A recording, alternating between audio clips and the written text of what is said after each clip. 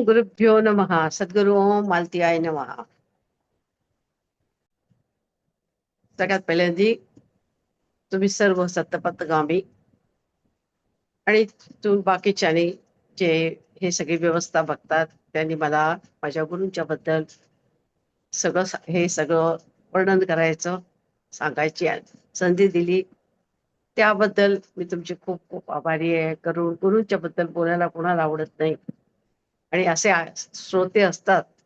तर त्यामुळे मला प्रत्येक दिवस खूप छान माझं माझं पण मला पण खूप छान वाटलं. याचं कारण असं की तुम्ही सगळे असे काय म्हणतात त्याला, चांगले श्रोते आहात, ग्रहण करणारे. तर सुरू करूया. आता आपण तपोवनापर्यंत आलो. आईचं तपोवन झालं. ते 94 साली जसं मी सांगितलं की ते म्हणजे बांधकाम म्हणजे जुजबी बांधकाम म्हणजे जरुरी होतं तेवढं बांधकाम तिथपर्यंत झालेलं होतं. आणि स्वामी चिदानंद आले. चिदानंदाने माझ्या वडिलांना समजवलं, म्हणजे एक प्रकारे आईला आता तुम्ही निवृत्त करा असं त्यांनी सांगितलं. वडिलांना अवघड होतं, आईला पण तसं एका दृष्टीने अवघड होतं, कारण आई वडिलांचा भाव जाणत होती, पण समोर कार्य दिसत होतं. आणि एक प्रकारे चिदानंद म्हणजे ह्या जी संस्था आहे डिवाइन लाईफ सोसायटी, त्याचे अध्यक्ष होते स्वामी शिवानंदांनी त्यांना किंवाच आपला उत्तराधिकारी नेमलेलं होतं. म्हणजे एक प्रकारे ते गुरुच्या जागे पण होते, गुरुबंध पण होते. तर त्यांचा शब्द आई कधीच खाली पडून देणार नव्हत्या. त्यामुळे आईनी तपोवनामध्ये जायचं म्हणजे राहायला जायचं अशी आईनी हे केली, तयारी केली. आता हे सगळं झाल्यानंतर मी जसं सांगितलं की सुरुवातीला सगळं संस्था हे होत असताना बऱ्याच अडचणी आल्या. पैशाची अडचण तर सगळ्यात पहिली होते. आणि आईचं असं होतं की एकदम कोणाकडनं असं डोनेशन असं घ्यायचं नाही, आपले साधकच हळूहळू करून हे सगळं बांधू देत. आणि त्याप्रमाणेच काम चाललेलं होतं. सुरुवातीला संस्थेचं नाव जे इथं बाळवाड्यात ठेवलेलं होतं, मातोश्री मालती देवी सत्संग सेवा मंडळ असं नाव होतं. पण मग जसं जसं थोडं इंटरनेटवरती सुरू झालं वगैरे हे झालं, तर मग त्या सगळ्यांनाच जाणवलं की हे खूप मोठं नाव आहे. आणि म्हणताना मग घटना दुरुस्ती करताना आम्ही ह्याच्यामध्ये आईंचं नाव आम्ही आपल्या तपोवनाचं नाव बदलून ओम मालती देवी तपोवन असं केलं. आता हे मिरज म्हैसाळ रोडवरती आहे. मिरजेपासून साधारण 6 किलोमीटर वरती आहे. जो रस्ता आपला कर्नाटक मध्ये जातो जमखंडीला, त्या रोडवरती आहे. आता इथे आईंची हे बांधलेली आहे, समाधी बांधलेली आहे, भावमंदिर आहे, राहायची सोय आहे सगळ्यांची. पण हे सगळं होताना आईला खूप कष्ट पडले आणि मोठा अवघड प्रवास होता. कारण जे कार्यकर्ते पण यायचे ते प्रत्येकाची आपली मतं असायची, ती ठाम असायची काही वेळेला, काही आग्रह असायचे. आणि हे सगळं सांभाळता सांभाळता थोडस आईना कधी कधी कठोर पण व्हायला लागायचं आणि कधी कधी अवघड पण जायचं. पण त्या ह्याच्यामध्ये आईनी एक खूप पाळलं की कोणतेही राजनीतिक म्हणा, नेता म्हणा, त्यांना आईने खूप फार जवळ केलं नाही. काही काही लोकांनी प्रयत्न केला की असं असतं की अमक्याची अमकी भेट घालून दिली की आपल्याला पण मोठेपणा मिळतो. असे पण काही साधक होते की असे कोणतेही ग्रहस्थांना आपल्या दोघं नवरा बायकोनं घेऊन आले. तर नेमकं असं झालं आणि ते एकदम ऑड टाइमला आले. आईची जी विश्रांतीची वेळ होती तेव्हा 1 ते 4 आम्ही आईच्या खोलीचं दार बंद ठेवायचो आणि सांगायचं की आई विश्रांती घेतात. बरेच वेळेला आई विश्रांती म्हणजे 10-15 मिनिटात झोपायच्या, पण आई पत्र लिहायच्या. म्हणजे आईना त्यावेळेला स्वस्थता हवी असायची. पाऊस करून दुपारी खूप वेळ आईचं बारीक बारीक शिवण चाललेलं असायचं. काहीतरी त्यांना ते कपडे आपले स्वतःचे जे असतात त्यांना टाचायचं असायचं, हे करायचं असायचं. अशी आईची कामं चाललेली असायची. त्यामुळे आम्ही आई सहसा कोणाला आणि आम्ही पण जात नव्हतो. तर अशा ह्याच्यामध्ये त्यांना काय वाटलं मी पहिल्यापासून येणार आहे आणि मला काय कोणी थांबवू शकत नाही. आणि त्यांनी काय ऐकलं नाही. म्हणजे जिथं उभा होता आईच्या दारामध्ये, त्यांनी सांगून बघितलं की दुपारची वेळ आई झोपल्यात. तर त्यांनी काय ऐकलं नाही आणि त्यांनी दार उघडलं. दार उघडून ते आत गेले, त्यांना पण घेऊन गेले त्या दोघांना. तर नेमकं आई आई कधीच भिंतीकडे तोंड करून झोपायच्या नाही. त्या दिवशी आई भिंतीकडे तोंड करून झोपल्या होत्या.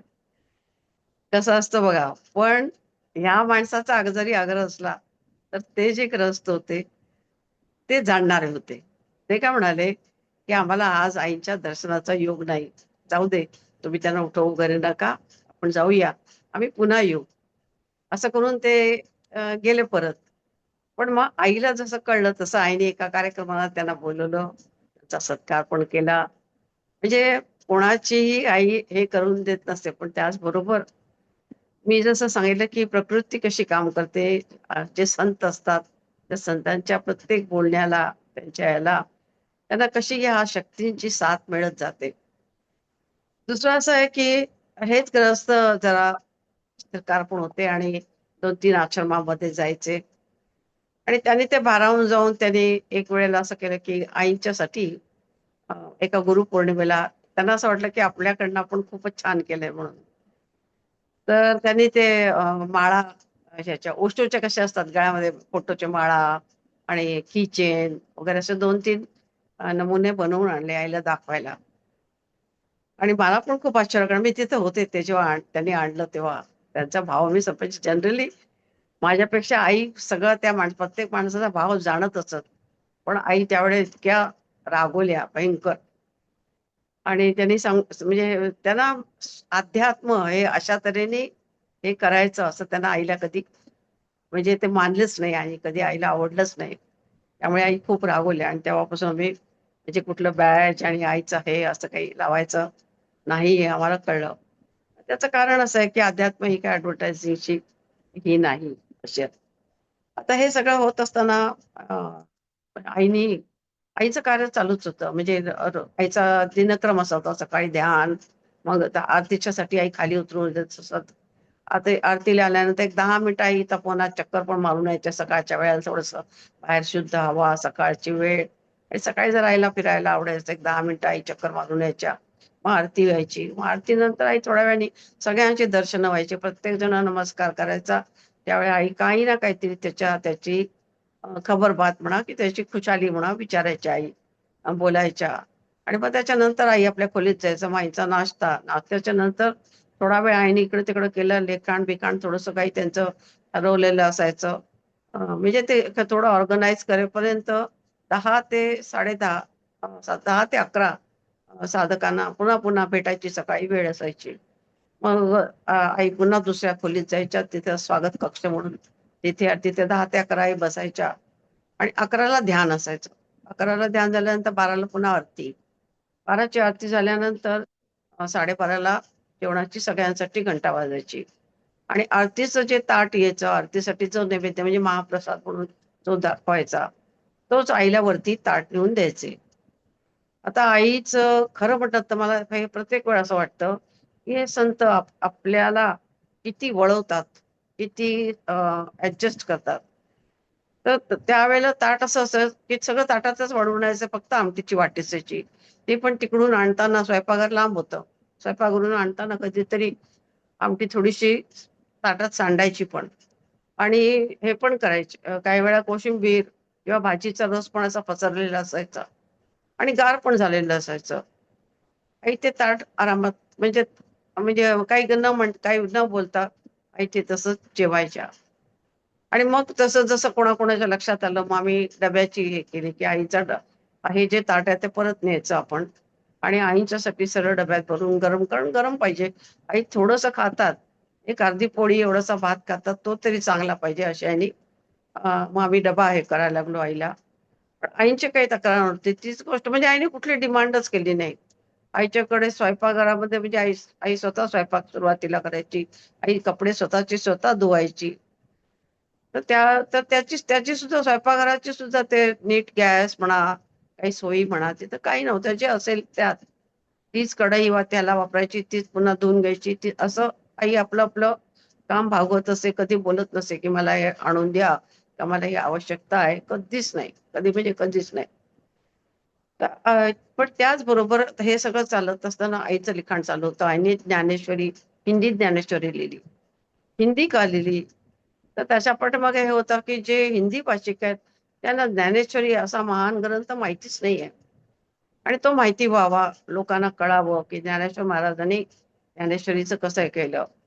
त्याच्यामध्ये त्यांनी हिंदी ज्ञानेश्वरी लिहिली. अशी यांची एक पुस्तकं त्यावेळेला बाहेर येत असत आणि दर कुठल्यातरी असं म्हणायला हरकत नाही, की दर उत्सवाला एक ना एक आईचं पुस्तक बाहेर पडत, तसं इतकं आईचं लिखाण झालं.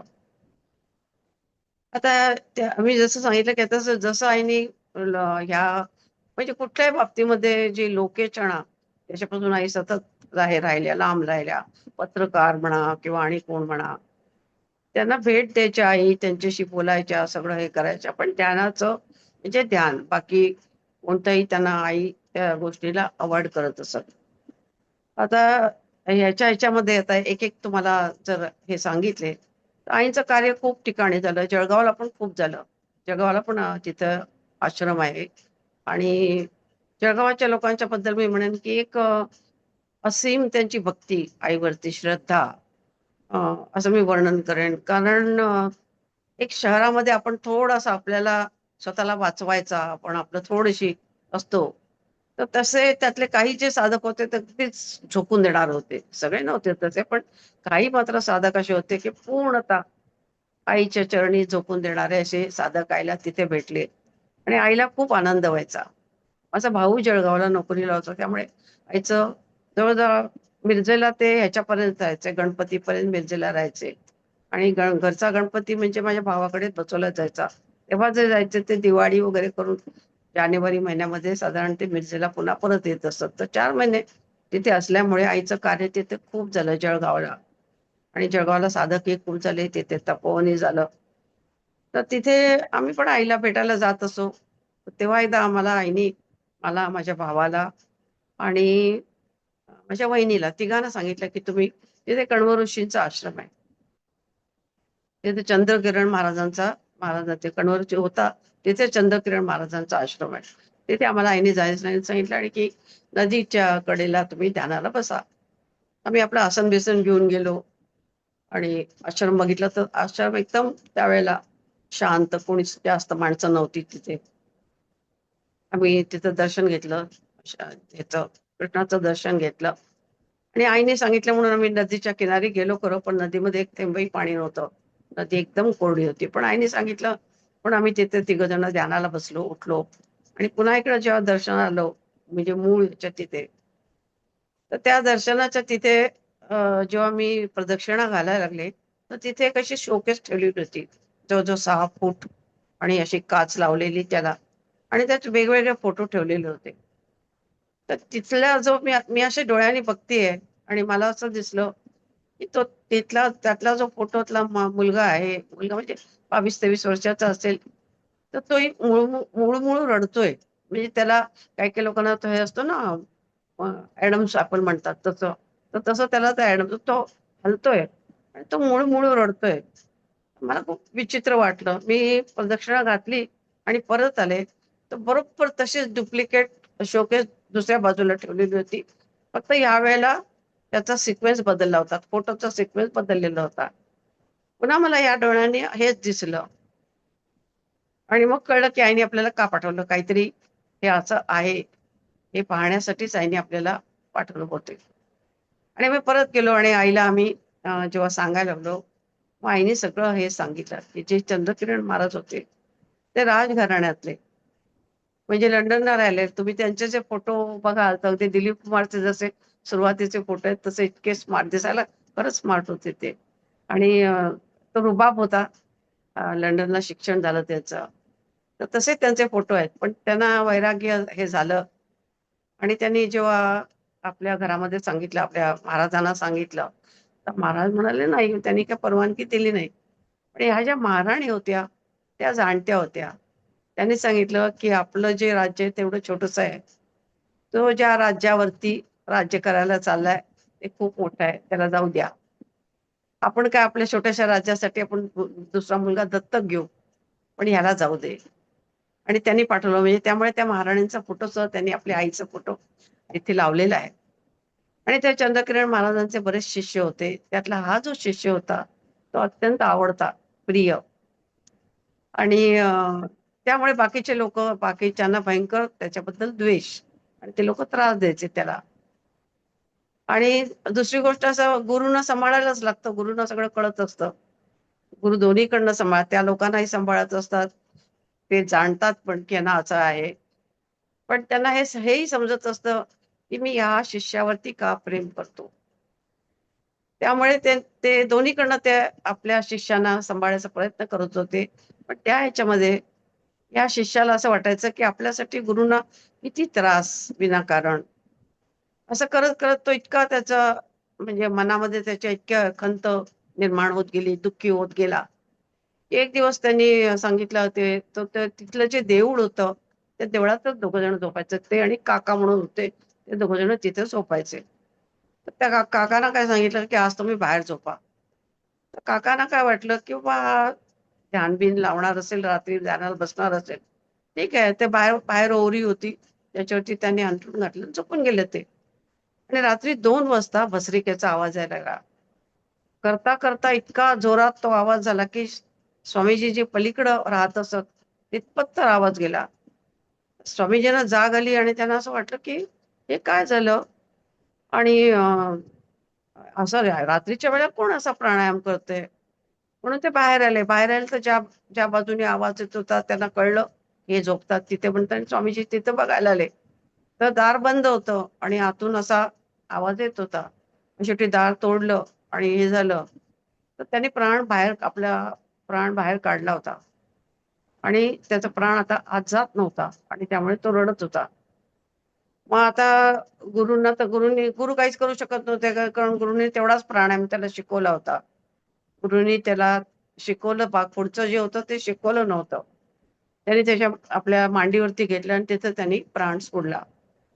त्याचं दुःख यांना इतकं झालं, की त्यांचं पूर्ण लक्ष अध्यात्मामधून जवळ-जवळ ते निवृत्त झाल्यासारखे झाले. आणि म्हणजे कुठंच म्हणजे इथंही नाही, तिथंही नाही अशी त्यांची अवस्था होऊन गेली होती. आणि त्या ह्याच्यात जेव्हा त्यांना आई भेटली, तेव्हा ते आईकडे यायचे आणि ढसाढसा रडायचे, की "माताजी मेरे से गलती हो गई. मुझे ये नहीं सिखाना चाहिए था."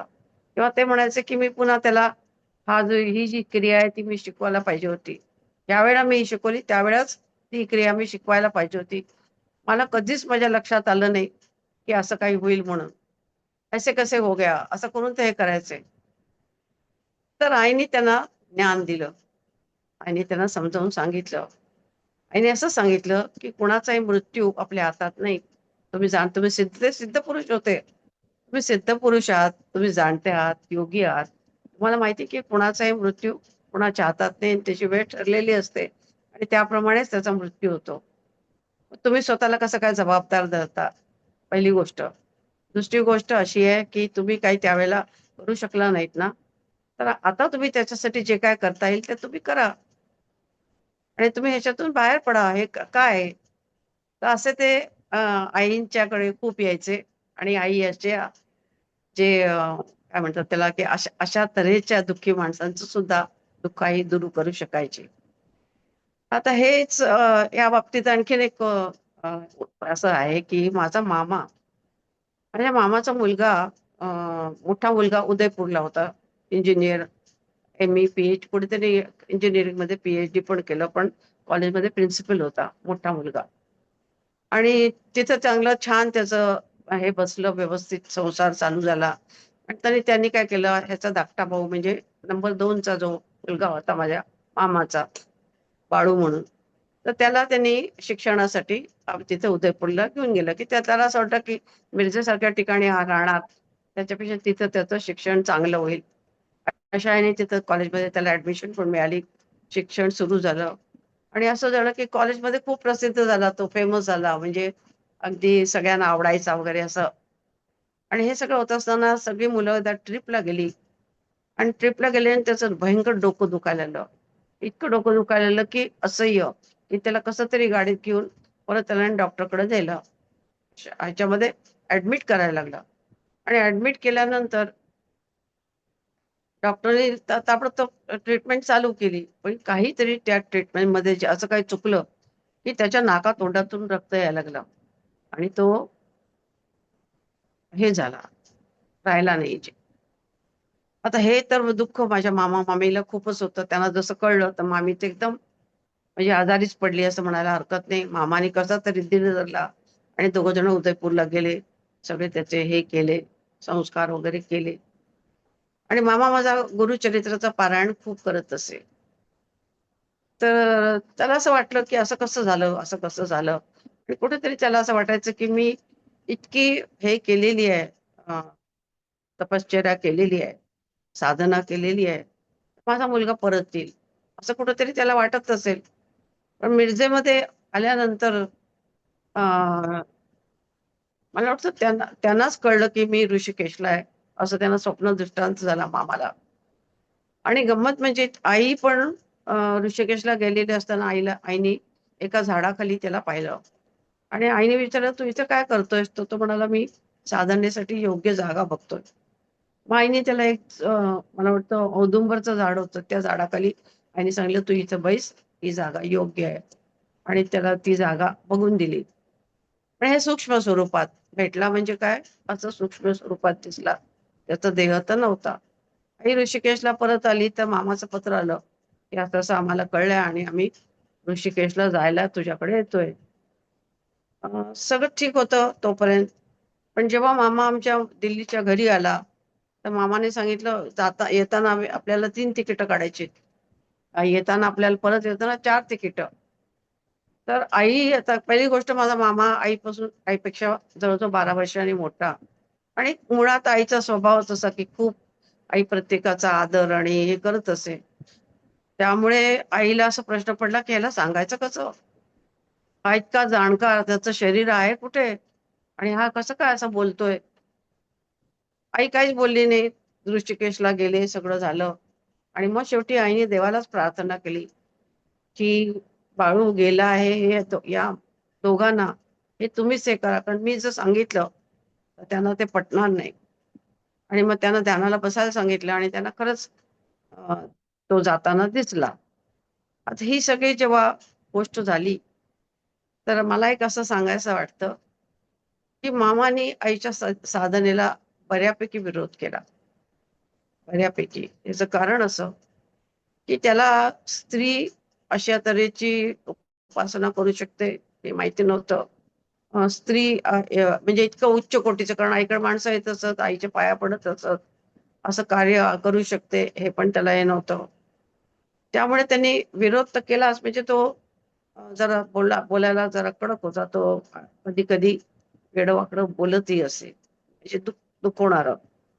त्याच मामाच्या वेळेला जेव्हा असं हे झालं तर आईने अजिबात काही विचार केला नाही आणि आई त्यांना बरोबर घेऊन गेली आणि अशी व्यवस्था केली की त्यांना ते जे काय मुलाचं त्याच्या झालेलं होतं ते त्यांना दिसावं. परमेश्वराला प्रार्थना केली आणि त्या दोघांचं समाधान झालं आणि मग सगळेजणच परत आले. तसंच आता ह्याच ह्याच्यामध्ये काय म्हणतात त्याला, हे खूप झाले. म्हणजे मला असं म्हणायचंय की आईना दूरदृष्टी आणि हे याची इतकी उदाहरणं आहेत की आश्चर्यकारक. आणि त्याचबरोबर कितीतरी आत्म्याचा उद्धार केलेला, किती, ज्याला काही म्हणजे जितकं आठवत जावं तितकं एक एक आठवत जातं असं आपल्याला दिसतं आईच्या चरित्रामध्ये. तर असंच एक हे होतं आमच्या, मी जसं म्हटलं ना, तो प्रेमीमध्ये जो कामाला होता वर्कर कॅटेगरीमध्ये, तर त्याचं असं होतं की पूर्वजन्मीचं त्याचं, तो सिद्ध पुरुष होता पूर्वीजन्मी. पण काहीतरी त्याच्याकडनं चूक झाली होती आणि या जन्मी त्याने असा हा जन्म घेतलेला होता. पण गंमत म्हणजे त्याला पूर्वजन्मीचं ज्ञान होतं आणि त्याला कळत होतं की हे सगळं माझ्यातनं चूक झाली म्हणून झालंय आणि कोणतरी त्याला गुरु हवा होता. हे सगळं होत असताना आईंचं जेव्हा त्यांनी हे बघितलं तर त्याला काय ते इतका सात्विक त्याचा भाव नव्हता. आणि त्यांनी शेवटी करता करता त्यांनी असं ठरवलं, तांत्रिकाकडे जायचं आणि त्याच्याकडे आपण शिकायचं, तंत्रविद्या शिकायची. आणि त्याला जसं मी म्हटलं की काही सिद्धी तर त्याला प्राप्त होत्याच आधी, तर त्याला सहज शक्य झालं असतं. तर तो टिटवाळाला कोणतरी ते ग्रस्त आलेले होते, त्यांना तो भेटायला निघाला. नेमका त्यावेळेला आई आई डिसेंबरमध्ये इथे मुंबईला येत असत, सगळ्या साधकांना भेटत असत, आईचे कार्यक्रम होत असत. तर त्यावेळेला अंधेरीमध्ये आईचा कार्यक्रम, नाना महाराज तराणेकर यांच्या हॉलमध्ये आईचा कार्यक्रम होता.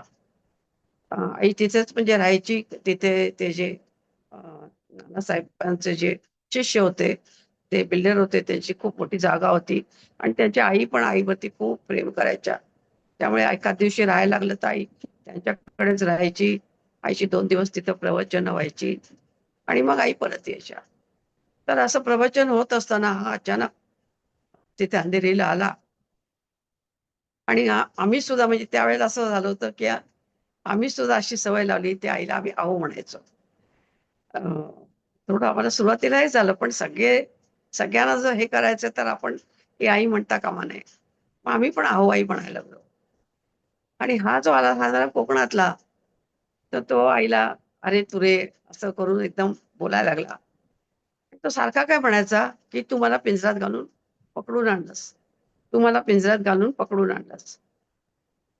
तर सगळ्यांना हे वाटलं, की हे काय बोलतोय असा?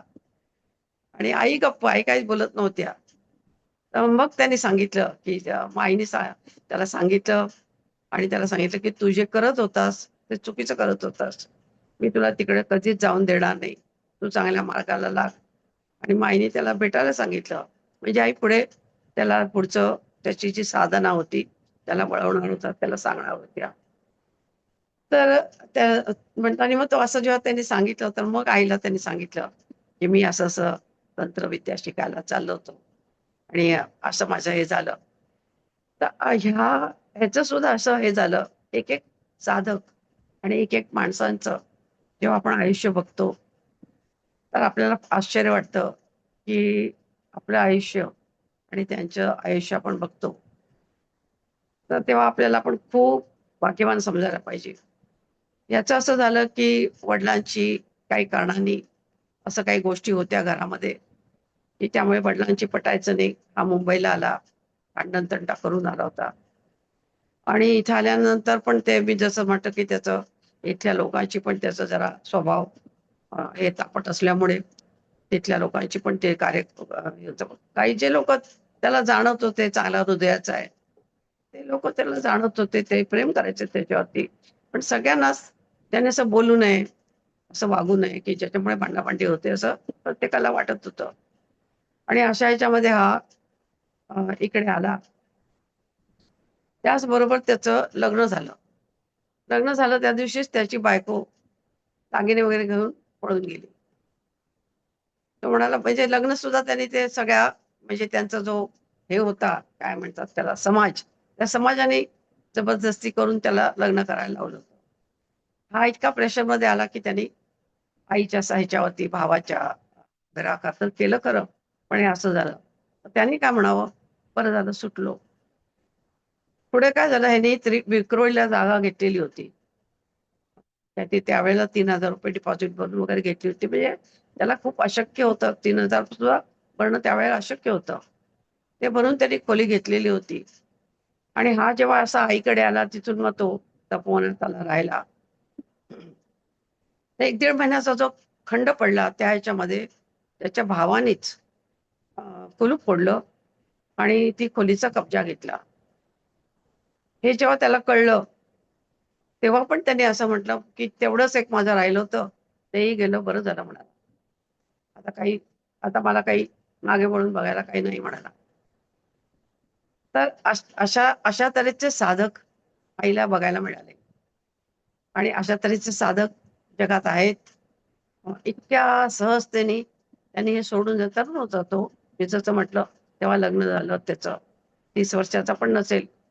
पण इतकी त्याला समज असणं आणि इतकं अ, अलिप्तता असणं संसाराबद्दल हे आम्हाला बघायला मिळालं.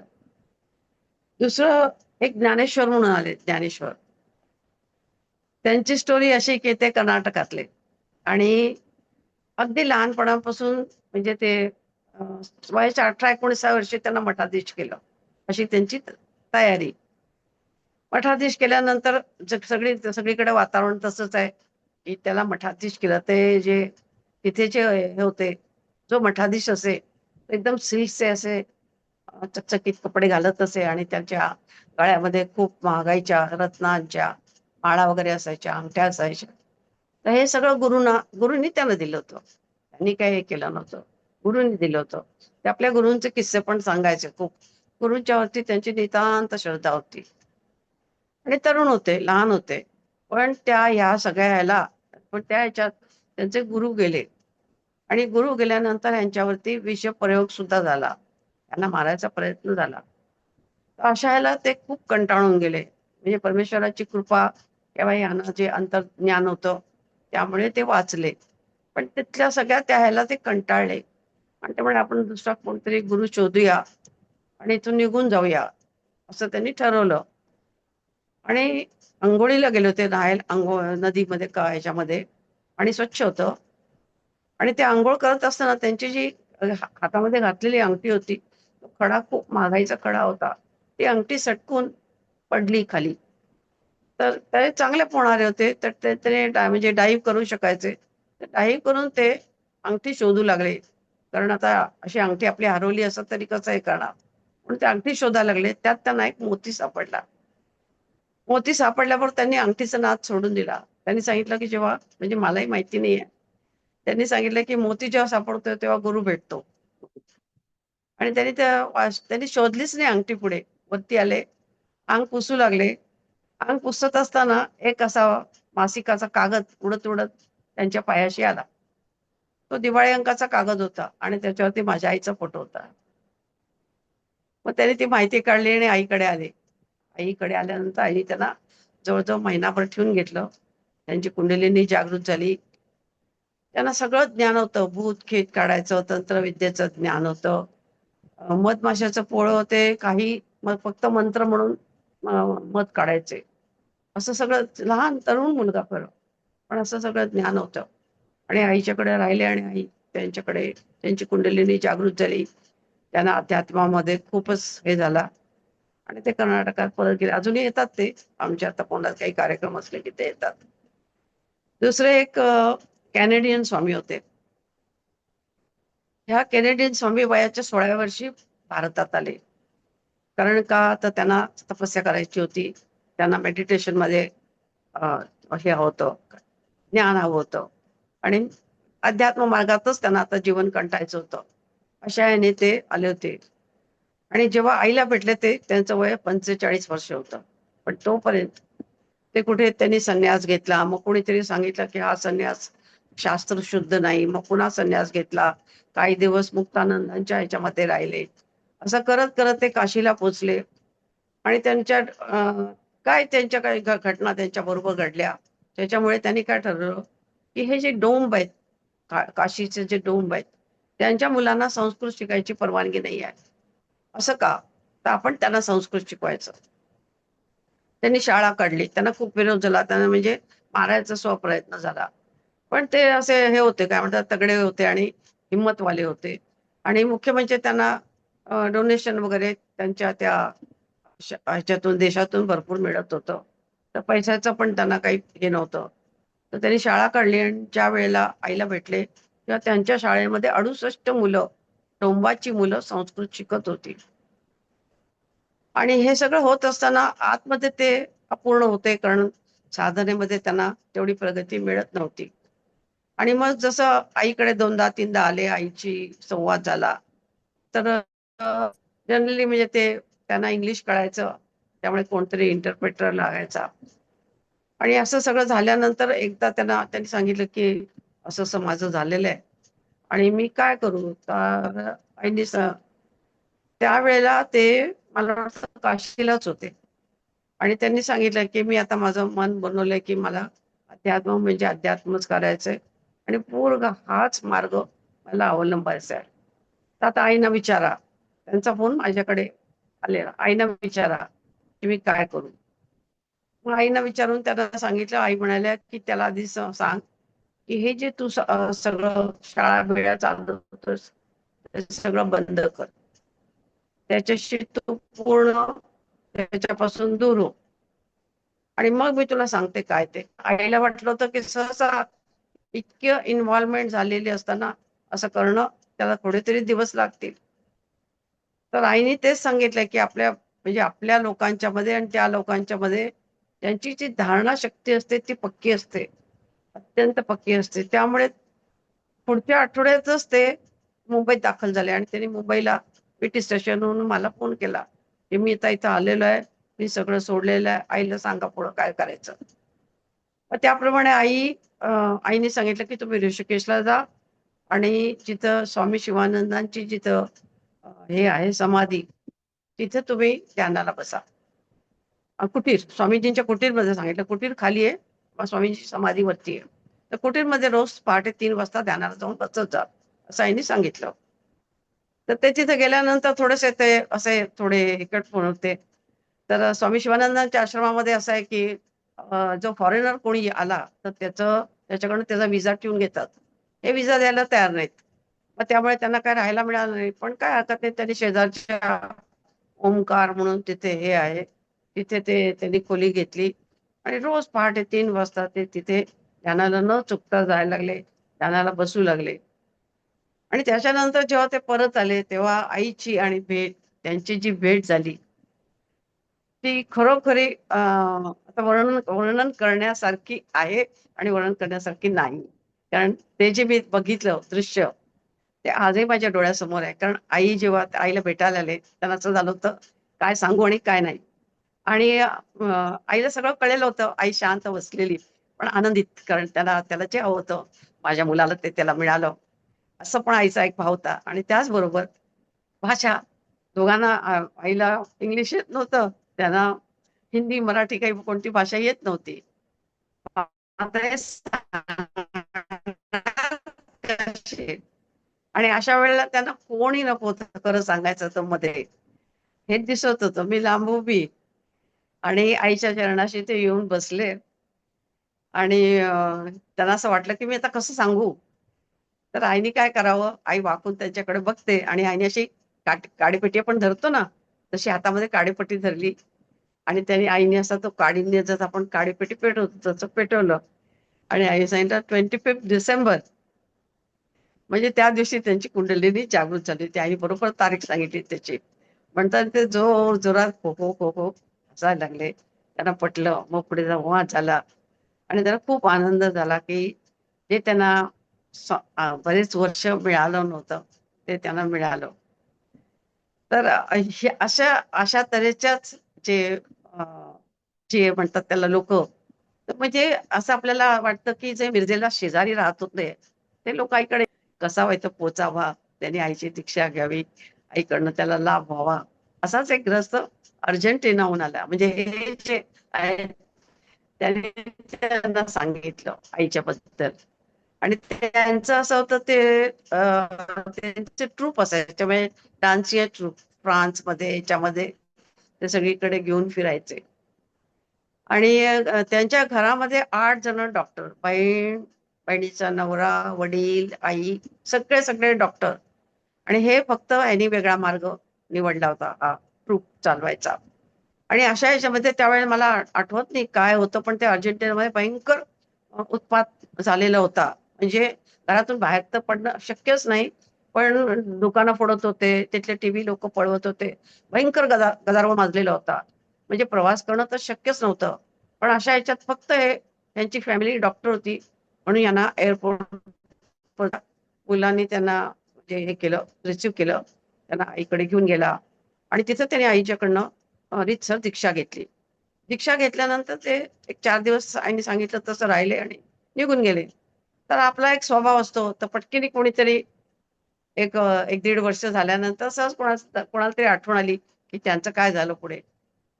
तर ते म्हणाले अहो ते लोक काय असंच म्हणे हे होतात, एकदम इम्प्रेस झाले की असे एकदम भावना दाखवतात आणि मग काही त्यांचं काय एवढं काय त्यांचं खरं नसतं, असं कोणतरी पटकीने बोलून गेलं. आता कसं असतं बघा, म्हणजे हे बोलून गेलं खरं, पण ते आता हे सगळं पुढचं व्हायची काही आवश्यकता नव्हती. पण नेमकं एक 3-4 दिवसांनी एक ईमेल आलं त्यांचं आणि त्यांनी सांगितलं की माझा प्राण इतपत्तर चढतो आणि मला अशी मला अध्यात्मामध्ये हे साधनेमध्ये अडचण येत आहे. कृपा करून गुरु आईंना विचारून मला सांगा की याचं कारण काय, मी काय केलं पाहिजे. म्हणजे त्यांची साधना बरोबर जशी आईने सांगितली होती तशी चालूच होती. तर हे म्हणजे मला असं म्हणायचं की आपण जेव्हा काही बोलतो किंवा हे करतो तर आपल्याला काही माहिती नसतं कोण ऐकतंय आणि कोण ऐकतंय. आईच्या बाबतीत तर कितीतरी असे अनुभव आहेत की कोणतरी काहीतरी बोलून गेलं आणि मग तो आला की आई त्याला त्याचंच वाक्य बोलून दाखवायच्या आणि मग त्या माणसाला खूप खजील झाल्यासारखं व्हायचं सगळ्यांच्या समोर. आई त्याला एकटं घेऊन कधी हे करत नसत, त्याच्याकडे पॉइंट आउट करत नसत, पण आई जेव्हा 40 माणसं बसलेली असायची त्यांच्या समोर म्हणायची आई, की काही काही लोक असं म्हणतात, काही काही लोक असं म्हणतात, असं म्हणून असं मोगम बोलायच्या. पण त्या माणसाला ते पोचलेलं असायचं, कारण त्या माणसानेच बोललेलं असायचं. माझा स्वतःचाच तुम्हाला एक अनुभव सांगते, की मी मी पहिल्यापासूनच आईच्या बद्दल मी म्हटलं आई भक्तच होते मी पहिल्यापासून. आणि आम्ही लोईसवाडीला जेव्हा राहत होतो, तर तिथे मी दिवसभर आईचंच म्हणजे आईचंच आपण तंद्रीत असायची मी. आणि मलाही खूप आश्चर्य वाटतं, की मी नोकरी करत असताना, हे करत असताना मुलांची लग्न झाली आणि हे झालं. तर आईशी इतकी अटॅच किंवा तपोनाशी चे कार्य कसं काय मी करत होते देवाला माहिती. त्याबरोबर आईंच्या पुस्तकांचं संकलन वगैरे करायची कामं पण. आणि म्हणजे मला तेव्हा तर मराठी येत नाही, येत नाही असंच मला वाटायचं. आणि खरंच म्हणजे शास्त्र शुद्ध त्याला म्हणतात, तशी काही माझी भाषा नव्हती. अर्थात ते आहे त्याची सोय स्पेल चेक ज्याला म्हणतो तसं मी कोणाकडनं करून घेत होतो. पण ते काम पण मी करत होते. तर कसं करत होते? त्याशिवाय मी प्रदर्शनं भरवत होते माझी चित्रांची. नोकरी करत होते. तर हे सगळं कसं काय आईच्या कृपेनेच होत होतं. तर अशा ह्याच्यामध्ये आईनी काय केलं, तर मी गच्चीवरती गेले. आमचं 6व्या माळ्यावरतीच आम्ही राहत होतो. वरती गच्चीवर कोणी नसायचं. 2 बिल्डिंगच्या गच्च्या दोन्ही अशा हे होत्या, जॉइंट होत्या आणि गच्चीवर कोणी नव्हतं. तर मी दोन्ही हात वरती केले आणि बरेच वेळा मी मराठीमध्ये पेक्षा हिंदीमध्ये तेव्हा बोलायची. देवाशी बोलताना तर खास करून हिंदीत, किंवा मला ती भाषा अंगवळणी पडलेली होती म्हणून. तर मी दोन्ही हात वरती केले आणि मा करून ओरडायला लागले. कोणी नव्हतं तेव्हा मला काय त्याची हे नव्हती, की कोण ऐकतंय वगैरे असं. असं झालं आणि मला काहीच माहिती नाही. काही दिवसांनी मी नेहमीसारखी जेव्हा ह्याच्यात गेले, तपोवनात गेले आणि संध्याकाळी 4:30ला लोकं आईला भेटायला यायची. तसे लोकं भेटायला आलेली होती. तर आई म्हणाली, आई सगळ्यांच्या समोर म्हणाली, "माहिती नाही कोण मामा करून ओरडतं." मी म्हटलं, "बापरे! आपण असं ओरडतो?" आईला याचा त्रास होतो. चुकलं आपलं. हे काय केलं आपण? बावळटपणा झाला आपला. हे काय आहे? आणि मग मी गप्प बसले. खूपच म्हणजे मला गिल्टी वाटलं. आणि मग सगळे लोकं गेल्यानंतर मी आईला हळूच जाऊन सांगितलं, "आई गं, मी खरं सांगू का? मीच मामाकडून ओरडत होते." तेव्हा आई मला म्हणाली, की "अगं, मा म्हणून ओरडते हे मला ऐकायला आलं.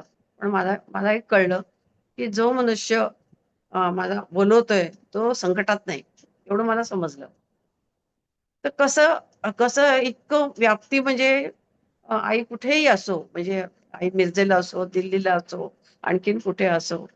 पण ती जी हाक म्हणा किंवा हाक मारली नाही, तरी सुद्धा आईला इतकं बारीकाईने आई सांगायची एखादी गोष्ट, की त्या माणसाला आश्चर्यच वाटावं. त्यांनी बोललेलं वाक्यच आई बोलून दाखवायच्या. हे जे होतं हे खरंच अ, मला माहिती आहे, की जवळ-जवळ खूप साधकांनी जे आईच्या बरोबर राहिलेत, त्यांनी खूप या साधकांनी हे अ, अनुभवलंय ही गोष्ट. तर असं म्हणतात, की आपण म्हणजे आता ह्याच बरोबर आई असं शिकवत असत, की देवाकडे काही मागू नये, देवाकडे काही मागू नये. तर हे एक आपण सगळ्यांनी समजलं पाहिजे, की जे आपल्या नशिबात असतं, तर आपण संतांच्याकडे गेल्यानंतर आई काय म्हणायच्या, "संत तरी कुठून देतात? या 4 भिंती बांधलेल्या आहेत आणि त्या म्हणजे त्या तुम्ही बांधलेल्या आहेत 4 भिंती. जेव्हा तुम्ही अति करता, संतांना खूप गळ घालता, संतांना दया येते आणि करुणेच्या भरात ते काय करतात, ते देऊन मोकळं होतात. पण होतं कसं, त्या एक भिंत पडते. संत तरी कुठून आई म्हणायची, संत कुठून देणार? शेवटी तुमचं असतं तेच तुम्हाला देतात. तर तसंच आमच्या नातेवाईकांच्या पैकी एक जण त्यांना 3 मुली झाल्या होत्या. 3 त्यांचे अबॉर्शन झाले. दोघंही अत्यंत सुशिक्षित. बायको तर आणखीन सुशिक्षित. आणि अशा ह्याच्यामध्ये त्यांना मुलगा हवा होता. आणि त्या मुलासाठी त्यांचे प्रयत्न चालू होते आणि आईकडे ते यायला लागले. तर आईला तर हे व्यावहारिक नकोच होतं. बरेच वेळा आईने सांगून पण पाहिलं. तर त्यांना काही पटलं नाही. मग ते म्हणजे आईला थोडंसं ते एक प्रकारे नातेतच असल्यामुळे त्यांना वाटलं, की आपण गळ घालू शकू आणि आईला बळजबरी करू शकू. तर त्यामुळे ते पुन्हा जेव्हा त्या आईच्या मागे लागले, तेव्हा आईनी त्यांना सांगितलं, की "अरे, असं करू नकोस तू. तुझ्या नशिबामध्ये पुत्राचं हे नाहीये, सोडून दे ना तू. तुला मुली झाल्यात ना, चांगल्या आहेत मुली, छान आहेत. तर तू हे सोडून दे. असं आईने सांगायचा आपल्याकडनं प्रयत्न केला आणि त्यांना जेव्हा कळलं, की आईकडं काय आपलं काम होणार नाही. पण त्याने ते ह्या संताकडे, त्या संतांच्याकडे, त्या संतांच्याकडे करत, करत, करत गेले. त्यांना मुलगा पण झाला. पण पुढे काय झालं, मुलगा लहान असतानाच म्हणजे माझा तो लांबचा भाऊच खरं म्हटलं तर, तर तो गेला. तो राहिला नाही. म्हणजे मला काय म्हणायचं की नियतीचे नियम इतके पक्के असतात, की त्याच्या ह्याच्यामध्ये नशिबामध्ये पिता व्हायचं, पुत्राचं हे आनंद नव्हता, सुख नव्हतं आणि त्याला ते मिळालं नाही. म्हणजे अगदी हे करून, करून आटापिटा करून पुत्र झाला. पण पुत्राचं सुख मिळालं का नाही मिळालं? तोच गेला. तोच राहिला नाही ते सुख पाहायला. तर असं आई नेहमी सांगायची, की अशा तऱ्हेची मागणी परमेश्वराकडे करू नये आणि त्याचं कारणच असं असतं, की आपलं जे असतं त्या 100% आपल्याला मिळतं. मागितलं नाही तरी तुम्ही बघाल काही-काही वेळा एखाद्या माणसाला एखादी गोष्ट नको असते, तरी पण ती त्याच्या डोक्यावर ठेवली जाते. उदाहरणार्थ गौतम बुद्धाचंच आहे ना, गौतम बुद्धाला राज्य दिलं. सगळी वैभव आणि काय, काय, काय, काय दिलं. त्यांना ते नको होतं. शेवटी त्यांना त्याग करून निघून जावं लागलं. तर असं ते जे नशिबात असं जे त्यांनी कमवलेलं होतं, ते परमेश्वर दिल्याशिवाय राहत नाही. पण आपण ते हे करू नये. आणि म्हणूनच आपण गुरूंची शक्ती, शक्ती असं आपण म्हणतो असे हजारो आपण अनुभव घेतो, की कधी कुणाला बस मिळाली, कधी कुणाला काय झालं, कुणाला तिकीट मिळत नव्हतं, कुणाला नोकरी मिळाली, कुणाला कॉलेजला ॲडमिशन मिळाली, कुणा काय झालं, कुणा काय झालं. असं आपण हे करतो आणि गुरु आपल्याकडनं तुम्हाला मदत करतच असतात. म्हणजे आईने स्वतःचाच एक अनुभव सांगितलाय. खूप सुरुवातीच्या काळचा आहे. जवळ-जवळ 57-58 सालचा आहे. म्हणजे आई नुकती ध्यानाला 1-2 वर्ष झाली होती, बसायला लागली होती आणि स्वामी शिवानंदांचं म्हणजे एकदम भक्ती शिवानंदांच्यावरती आईची पूर्ण होती. अशा वेळेला काय झालं, सत्संगालाच आई गेलेली असताना दिल्लीला सगळं लांब-लांबच आहे. तर जिथं गेली होती तर तिथं ज्यांच्याकडे गाडी होती, फोर व्हीलर होतं आणि आमच्या घराच्या बाजूलाच राहणारे होते ते. तर ते नेमके दुसरीकडे जाणार होते. तर त्यांनी सांगितलं, की "मालतीबाई, मी तर आज दुसरीकडं मला जायचंय, काम आहे आणि त्यामुळे बसनीच तुम्हाला जावं लागेल." आई म्हणे, "हो चालेल." आई बस स्टॉपवरती येऊन उभं राहिली आणि किती वेळ झाला तर बसचा पत्ताच नाही. म्हणजे ते कुठं जायचं होतं ते जाऊन परत आले तर त्यांना आई बस स्टॉपवरती उभी बघून त्यांना खूप आश्चर्य वाटलं, की "हे काय तुम्ही इथे कशा उभ्या?" तर आई म्हणाली, "अहो बसच नाही आली तर काय करणार?" मग त्यांनी हे केलं. मग ते काय म्हणतात तरी सुद्धा त्यांना पण उशीर झाला होता. ते म्हणाले, "मी तुम्हाला अमक्या ठिकाणी सोडतो, पुढे तुम्ही जा." पण त्यांच्या ज्या मिसेस होत्या ना, त्या म्हणाल्या, की "आता इथपत तर करतात ते तिथून कुठं त्या दुसरी पुन्हा बस बघत बसणार. तर थोडी तुम्ही आतमध्ये त्यांना सोडून द्या." तर साधारण आईला चालत जायचं अशा अशा स्पॉटला त्यांनी सोडलं आणि ते गेले. रात्र झालेली होती. जवळ-जवळ मला वाटतं 9 9:30 आणि दिल्लीच्या थंडीच्या वेळेला असं असतं थंडीच्या दिवसात 7 वाजले की मनुष्य आता मला माहिती नाही. पण त्यावेळेला 7 नंतर मनुष्य दिसायचं नाही. निर्मनुष्य व्हायचा रस्ता. खिडक्या, दारं बंद कारण थंडीमुळे. तर अशा ह्याच्यामध्ये आई एकटी आणि ती जी जे होते ते नुसतीशी टेकडी होती. त्या टेकडीवरनं शॉर्टकट होता. तिकडून आई निघाली आणि आईला असं वाटायला लागलं, की आपल्या पाठीमागं कोणतरी चालतंय. आई घाबरून गेली. हे कोण चालतंय? असं कसं? मग आई पुन्हा थांबायची, पुन्हा हे करायची. तर आईला अगदी स्पष्ट कळायचं, की आपल्या पायाबरोबर पावलाबरोबर पाऊल कोणतरी ठेवतंय. पण तरी असं करत-करत आई म्हणजे आई आतून घाबरूनच गेली होती. असं करत-करत तिथे मध्ये गुरुद्वारा होता. त्या गुरुद्वाराच्या तिथे आली आणि आईला वाटलं आता इथे जरा थांबूया. हा जो कोण मनुष्य मागे-मागे येतोय तो पुढे जाऊ दे. म्हणजे मग आपण जाऊ. अशा ह्याने आई तिथे थांबली. तर तिथे आईला आवाज आला, की "मीच आहे. घाबरू नकोस. तू चल. मी तुझ्याबरोबर येतोय." म्हणजे स्वामी शिवानंदांचा आवाज होता. आणि म्हणजे शिष्याला गुरुचं इतक्या तऱ्हेचं रक्षण असतं.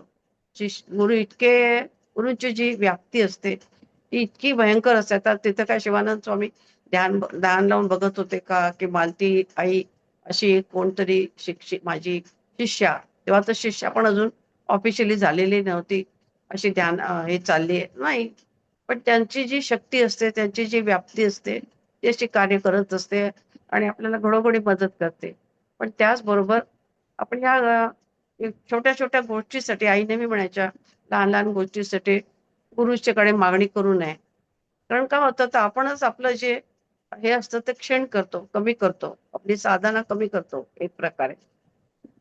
तर असे हजारो अनुभव, म्हणजे कोणीतरी अंधारात असावं आणि कोणी मदतीला यावं, आणखीन काय व्हावं, असे खूप अ, अनुभव आहेत. अ, साधकांचे पण आहेत, आईचे पण आहेत, आमचे पण आहेत, माझ्या बहिणींचे पण आहेत. तर हे सगळं होत असताना मी माझं थोडंसं हे करायचं, तर मी तर जाहिरात क्षेत्रामध्ये होते. जाहिरात क्षेत्र म्हटलं की जसं जरा तिथलं वातावरण वेगळं असतं आणि आमच्या घरातलं जे संस्कार होते ते वेगळे होते. थोडे आपण एक म्हणू की एकमेकांचा संघर्ष व्हावा असेच आहे, असं म्हणायला हरकत नाही. तर त्यावेळेला असं झालं की 2-3 एजन्सी होत्या तेव्हा. काही जे विशेष, आता खूप ॲडव्हर्टायझिंग, दारोदारी ॲडव्हर्टायझिंग एजन्सी झालेल्या आहेत आणि तो एकदम प्रकारचा खूप वेगळा बिझनेस असं झालेला आहे. पण त्यावेळेला संबंध ह्याच्यामध्ये 2 किंवा 3च ॲडव्हर्टायझिंग एजन्सी होत्या. त्यातली मोठी म्हणजे सगळ्यात जुनी म्हणजे जे. Walter Thompson. ही सगळ्यात पहिली जगातली सगळ्यात पहिली जाहिरात एजन्सी. ज्यांनी जाहिरात असं एक हे असतं, शास्त्र आहे आणि आपण करू शकतो, अशी करणारी ती एजन्सी. आणि त्याचंच एक हे ब्रांच इथं दिल्लीला उघडलेली होती. तिथं मला माझं शिक्षण आणि दुसरी गोष्ट माझ्या आत्यानी मोठ्या पोस्टवरती होती. तिने शब्द टाकला, त्यामुळे मला तिथे नोकरी मिळालेली होती. त्या तिथे मी नोकरी करताना खूप छान वातावरण, सगळे चांगले आर्टिस्ट, म्हणजे ज्याला गुणवत्ता म्हणतो, ती गुणवत्ता तिथं ओळखली जाते. अशा तऱ्हेचं तिथं खूप वातावरण होतं. खूप आवडायचं. म्हणजे जे मोठे-मोठे आर्ट डायरेक्टर असायचे ना, ते सुद्धा कधी-कधी एखादं काम त्यांचं जर क्लायंटला पसंत पडलं नाही, तर ते आम्हाला सांगायचे, की "बघ, तू करून बघ." म्हणजे त्यांच्यामध्ये असा गर्व नव्हता, घमंड नव्हता, की ही काय करेल? ही तर आता कॉलेजमधून बाहेर पडली.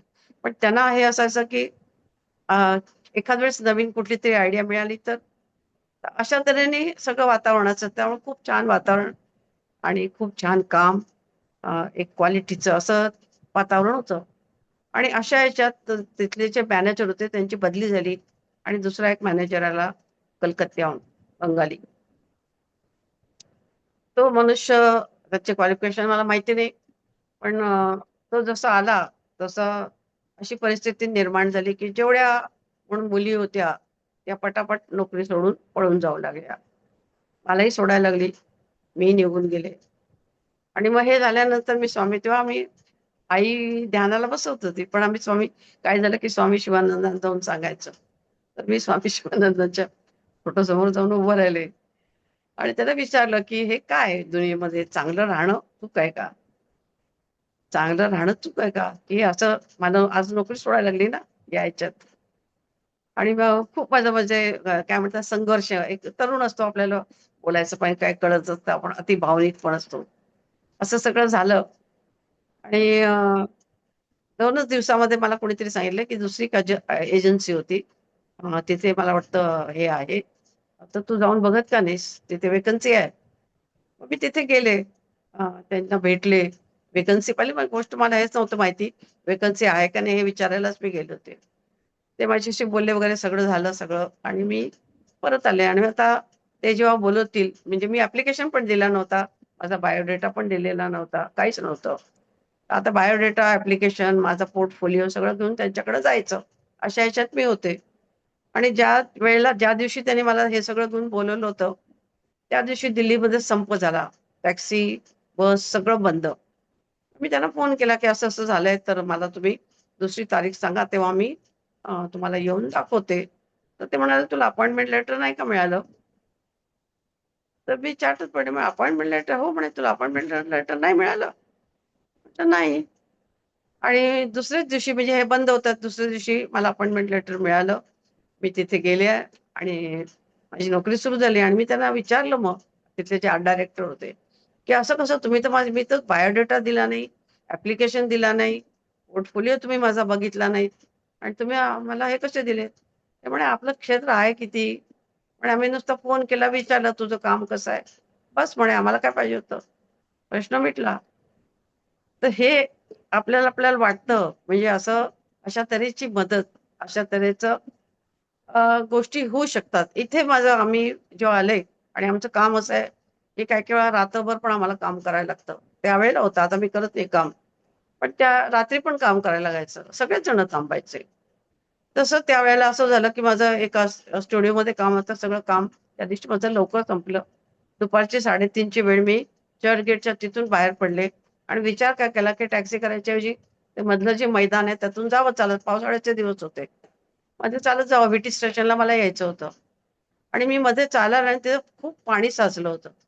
तर जवळ मी अर्ध्या ह्याच्यामध्ये आले आणि मला असं वाटलं, की आपण चूक केली. आपण जर इथं आतमध्ये कुठे खड्ड्यात पडलो तर कोणाला कळणार पण नाही. कारण सबंध मैदान मोकळं होतं. दुपारची वेळ होती आणि पाणी भरलेलं होतं. आणि मीच काय माझ्या डोक्यामध्ये आलं आणि मी ते पाण्यातून चालावे शॉर्टकट काढायचा प्रयत्न करत निघाले माहीत नाही. आणि मग मात्र मला आपण चुकलो. आपल्याला हे करायला नको होतं असं माझ्या मनात आलं. भीती वाटली, की आता परत जावं का काय करावं? अशा ह्याच्यामध्ये तुम्हाला आश्चर्य वाटलं, की एक काही सेकंदातच एक मनुष्य तिथे आला आणि त्याने माझ्याकडे माझं तोंड सुद्धा बघितलं. तो काय म्हणाला, की "मेरे पीछे पीछे आइये. मेरे को नदी पे चलने की आदत है." आणि जसं मी त्याच्या पाठीमागं चालत गेले. काही ठिकाणी त्या अशा चेन लावलेल्या होत्या. त्याला मी धरलं होतं. अशी चालत गेले आणि जिथं ते सेफ झालं, तिथून तो निघून गेला. त्याने वळून मला थँक्स म्हणायला, धन्यवाद म्हणायला सुद्धा हे दिलं नाही. तसं तो काही त्याचं कामच नव्हतं. त्यांनी सांगितलं, वळून न बघता तो निघून गेला पुढे. तर हे अशा म्हणजे माझं जे फील्ड होतं, त्या फील्डचं एकच तुम्हाला मी उदाहरण सांगते, की किती कॉन्ट्रास्ट होता. एक खूप प्रसिद्ध हे आहेत दोघं जण गझल गाणारे होते. त्यांची मुलगी ती ह्या मॉडेल म्हणून काम करायची. आणि मी एका ठिकाणी एका स्टुडिओमध्ये गेलेले असताना तिथले तो जो स्टुडिओचा हे होता, तरुण होता, बोरी होता. एकदम खूप डिसेंट, अतिशय डिसेंट मुलगा. आणि ही आली तरुण मुलगी ही आणि त्याला काय म्हणते, की "do you want to see my nude photo?" ही ती मुलगी त्याला विचारते. आणि तो एकदम सभ्य सज्जन आणि तुम्ही काय म्हणाल तसा. आणि ही मुलगी त्याला विचारते, "तू असा माझा फोटो तुला बघायचा आहे का?" तर तो गप्पच बसला. त्याने मान खाली घातली. पण ह्या मुलीने काय करावं, तिने तो फोटो आणलेला होता. तो फोटो तिने दाखवला. तर फोटो तसं म्हटलं तर ऑब्जेक्शन करायसारखं काहीच नव्हतं. सबंध तिच्या पाठीचा फोटो घेतलेला होता जाहिरातीसाठी. कुठलंतरी बोरोसिल का काहीतरी त्याचं जाहिरात होती. त्याच्यासाठी तिचा पूर्ण उघड्या पाठीचा फोटो घेतलेला होता. पण अशा तऱ्हेचं आम्हाला वातावरण मी बघत होतो आणि आम्ही कसे राहत होतो. असं म्हणजे इतकं 2 कॉन्ट्रास्ट अशा 2 ह्याच्यावरती अ, चाललो पण निभवलं आणि फक्त गुरूंच्यामुळेच, आईच्यामुळे. आईची शक्ती, आईची काय म्हणतात त्याला कृपा अशा ह्याने. तर जाहिरात क्षेत्राबद्दल पण सांगायसारखं खूप आहे आणि जाहिरात क्षेत्र म्हटलं तर तिथे सुरुवातीला तर असंच असतं, की जे त्यांना सांगायचं असतं, सुरुवातीलाच होतं, की जे प्रॉडक्टच्या बद्दल त्यांना सांगायचंय, ते सांगायचे आणि त्याच्याबरोबर कोणतरी त्याचं स्क्रिप्ट तयार करायचं आणि मग आम्ही त्याच्यावरनं जाहिरात तयार करायचो. पुढे असं झालं, की इतकं कॉम्पिटिशन वाढलं, की त्या जाहिरातीला काही अर्थच राहिला नाही आणि जसं मी तुम्हाला एक उदाहरण देईन, की आमच्याकडे त्यावेळेला 32 वेगवेगळ्या टबॅकोचे हे होते. चहाचे 20 का 26 ब्रँड हे होते प्रकार. तर तुम्ही कुठल्या चहाला काय सांगणार? चहाचा ब्रँड तुम्ही विकणार कसा? कसं सांगणार? तर त्यातलं एकच उदाहरण मी तुम्हाला सांगेन, की चारमिनार सिगारेट आली. चारमिनार सिगारेट म्हणजे एकदम हलक्या क्वालिटीची तंबाखू होती त्यावेळेला. जवळ बिडीचं जे हे होतं 10 पैशाची बिडी होती त्यावेळेला. तर तसं ते ह्याचं होतं आणि ती सिगारेट म्हणून त्यांना विकायची होती आणि त्याला चांगल्या ह्याच्यात आणायचं होतं. तर काय करणार? तर त्यांनी कबीर बेदी म्हणून तुम्हाला कधी माहिती असेल, बघितलं असेल तुम्ही, तर तो मॉडेल म्हणून त्याला त्यांनी ते ह्याच्यामधून निवडला तेव्हा कॉलेजमध्ये होता तो. त्याला निवडलं. एकदम गोरागारा, स्मार्ट एकदम दिसायला. त्याला हे केलं, त्याला सुटेड-बुटेड उभं केलं आणि चारमिनार या सिगारेटचं नाव देऊन त्याच्या हातात ती सिगारेट दिली 30 पैशाला 30 सिगारेटचं पाकिट होतं. सिगारेट खपायला लागलं. तर मला काय सांगायचंय, की अध्यात्म अध्यात्मामध्ये सुद्धा असंच होतं, की आपण वरच्या ह्याला इतके भुलतो आणि भलतंच म्हणजे आपल्याला हे असतं. म्हणजे किती वेळा म्हणजे आमच्या वेळेस न्यू डिस्काउंट फर्स्ट टाइम असं काहीतरी लिहिलेलं असायचं, की मग लगेच ते आपल्याला वाटायचं की आलं न्यू. ते न्यू काहीच नाही. काही वेळा असायचं की वरचा कागद फक्त बदललेला असायचा, प्रॉडक्ट काहीच बदललेलं नाही. पण आपल्याला वाटतं की नवीन आलं, आता हे घेऊन बघावं. तर असंच आहे अध्यात्मामध्ये सुद्धा, की वरच्या रंगाला आपण भुलता कामा नये. त्याची पूर्ण माहिती कुठलीही गोष्ट त्याच्यामध्ये खोलात जायला पाहिजे. त्याचं ज्ञान घेतलं पाहिजे आणि जर ज्ञान घेतलं नाही, अर्ध ज्ञान असेल, तर मग आपल्याला त्रास त्याचा आपल्यालाच होतो. आपणच फसतो आणि आपल्याला त्याचा लाभ मिळत नाही. तर म्हणून अ, अशी अध्यात्म जे आहे ते आणखीन जाहिरात क्षेत्रामुळे माझं आणखीन उजागर झालं म्हणा, असं म्हणायला हरकत नाही. जास्त स्पष्ट दिसलं. तर असं सगळी ही आईची कृपा, की जाहिरात क्षेत्रामध्ये मी गेले त्याला सुद्धा आईच कारणीभूत आहे आणि हे सगळं ज्ञान दिलं त्यालाही आईचीच कृपा आहे. असे आपले गुरु, त्यांची किती वर्णन करावं तेवढं थोडंच असतं. तर आज आता मी इथेच थांबवते. नमस्कार. छान ताई. ते अनुभव ऐकून असं म्हणजे ऐकतच राहावंसे वाटतंय. खूप छान आहे. आपण उद्या भेटूया ताई.